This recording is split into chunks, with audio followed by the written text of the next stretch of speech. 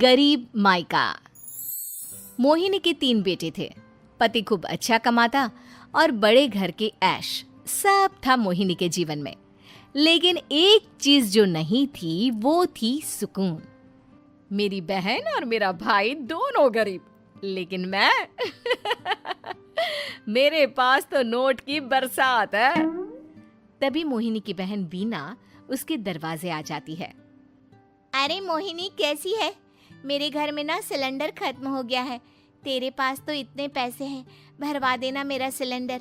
पैसे जैसे ही आ जाएंगे मैं दे दूंगी। तभी मोहिनी का पति राकेश आ जाता है। क्या है विना, ये अपने घर की परेशानी हम लोगों के घर ना गाया करो। तुम्हारी बहन को तुम लोगों पर तरस आ जाता है और वो पैसे देने लग जाती है। मुझे ये बिल्कुल पसंद नहीं है। ओ जीजा जी, नहीं, मैं तो वो बस अच्छा मैं चलती हूँ। वीना वहां से चली जाती है। उसके जाने के बाद अच्छा किया जो आपने सुना दिया। अरे न जाने क्या सोचकर मेरे घर आ जाती है कि जैसे यहाँ तो भंडारा भरा है। अरे कितना तो दे दिया। अच्छा जी, जरा 1000 तो देना। वो बिन्नी दीदी है ना, उनके घर जा रही हूँ। उनका पोता हुआ है तो मुंह दिखाई दे दूंगी। हाँ, उन लोगों के आगे तो शो ऑफ किया करो। वो खुद को बड़ा अमीर शो करते हैं ना, दिखा दे कि तू भी किसी से कम नहीं है। हाँ जी, इसी के लिए तो जा रही हूँ।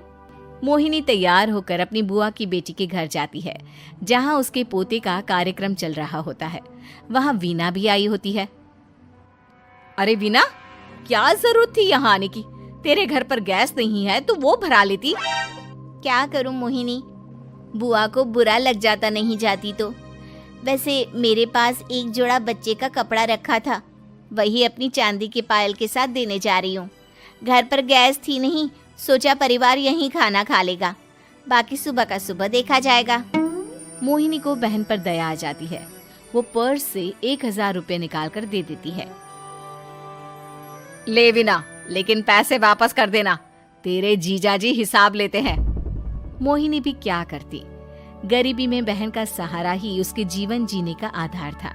फिर एक रोज, सुनिए, भाई के घर बेटी हुई है, मुझे माँ के पास जाना होगा।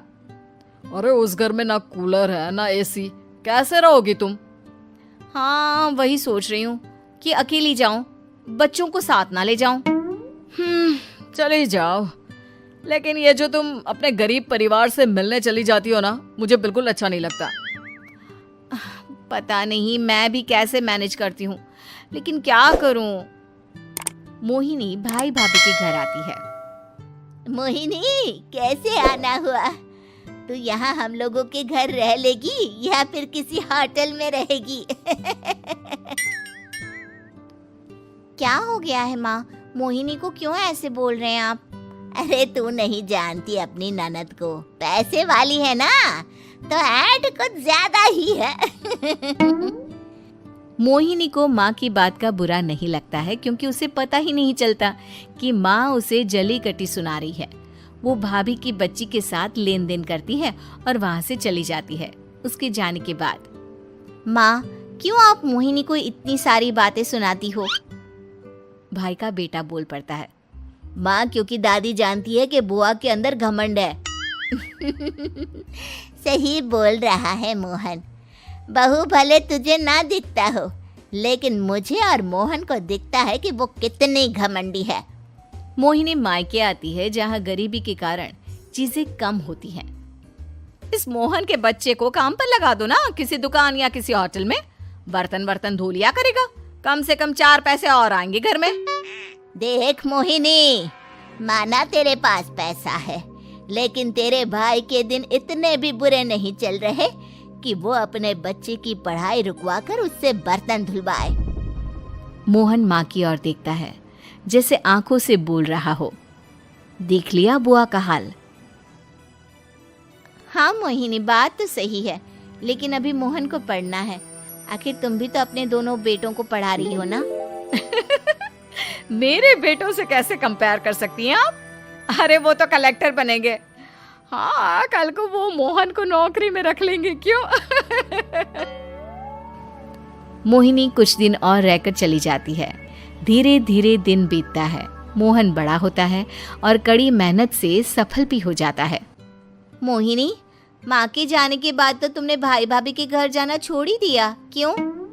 वो क्या है ना, उन लोगों का घर छोटा है, मेरे बच्चे जाना ही नहीं चाहते। पर तुझे क्यों अचानक मायके की बात याद आ गई? यार, मेरा तो मायका है, भाई भाभी है, मेरा तो आना जाना लगा ही रहता है। हाँ, क्योंकि तुझे आदत है ना ऐसे छोटे से घर में और कम पैसे में रहने की। वैसे क्या खबर है आजकल मायके की अपने? अब वो घर छोटा और कम पैसे का नहीं रहा, क्योंकि मोहन तो बहुत बड़ा आदमी बन गया है।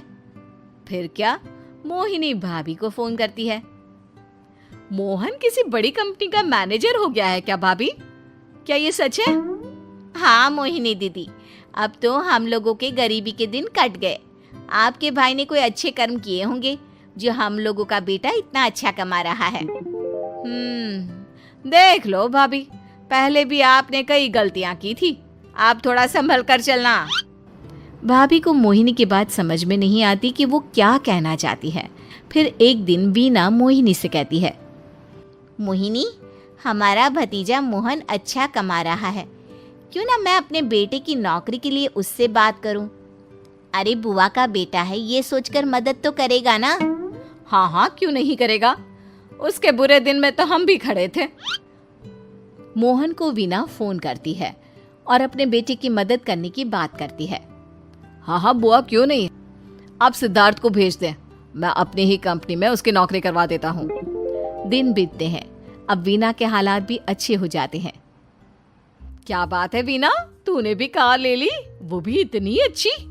हाँ मोहिनी, अपने भतीजे के कारण तो हम लोगों के दिन अच्छे हो गए। उसने सिद्धार्थ की नौकरी लगवा दी है, वो भी शानदार। ठीक है, लेकिन पैसे ख्याल से खर्च करना।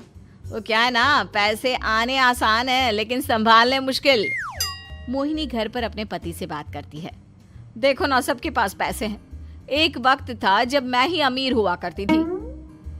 लगता है कि ज्यादा दिन नहीं रह पाओगी, मेरी नौकरी को कुछ साल ही बचे हैं और तुम्हारे दोनों लड़के निकम्मे हैं। उन लोगों को बोलो ना कि नौकरी करे।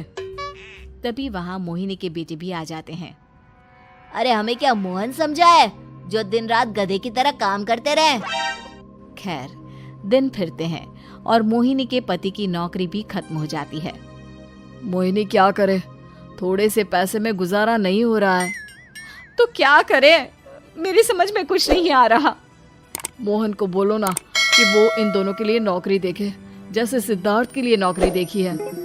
मोहिनी क्या कहती, उसे अपने वो दिन याद आ जाते हैं जब उसने भाभी से मोहन को नौकर बनने की सलाह दी थी। क्या हो गया, क्या सोच रही हो मोहिनी? यही कि वक्त कभी भी किसी का भी पलट सकता है, ऊपर वाले से डर कर रहना चाहिए। उम्मीद है कि आपको हमारी ये कहानी पसंद आई होगी। कृपया हमारे चैनल को सब्सक्राइब करें और सभी अपडेट्स के लिए बेल आइकन जरूर क्लिक करें। और हाँ, वीडियो लाइक और शेयर करना मत भूलिएगा। Bye bye.